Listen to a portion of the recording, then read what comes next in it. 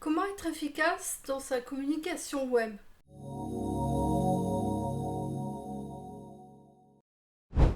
Alors cette vidéo fait partie d'une longue série que je vais mettre bientôt sur une playlist et elle s'adresse surtout aux personnes qui sont en train de lancer leur entreprise parce que c'est vrai que c'est pas forcément évident d'avoir une stratégie web qui soit vraiment claire et bien produite.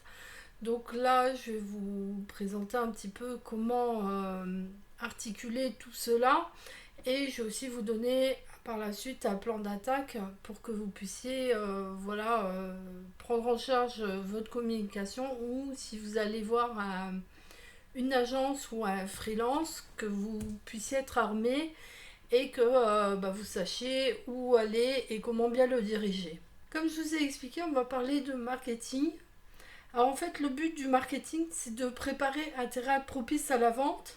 Et le but à terme, c'est gagner suffisamment d'argent pour vivre. Ça a l'air bateau dit comme ça, mais en fait, il y a beaucoup de paramètres qui rentrent en compte. Parce que quand vous êtes entrepreneur, vous avez énormément de choses à gérer.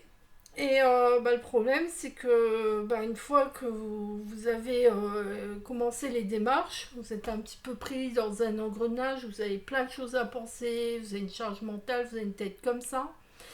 Et le problème, c'est que quand vous êtes noyé dans les formalités, au bout d'un moment, vous risquez d'oublier la chose principale, la star de cette vidéo, c'est-à-dire votre client. Le marketing et l'étude de marché doivent être faits avant toute autre démarche. Parce que, en fait, quand vous allez commencer votre entreprise, vous allez avoir plein d'intervenants différents. Je vais vous dire des choses qui doivent certainement vous parler, comme l'URSSAF, la chambre des commerces, la chambre des métiers, formation, les rendez-vous chez les banquiers, les comptables, tout ça, c'est des choses qui sont voilà qui font partie de la vie de l'entrepreneur. Et c'est vrai que c'est un petit peu comme un collier de perles.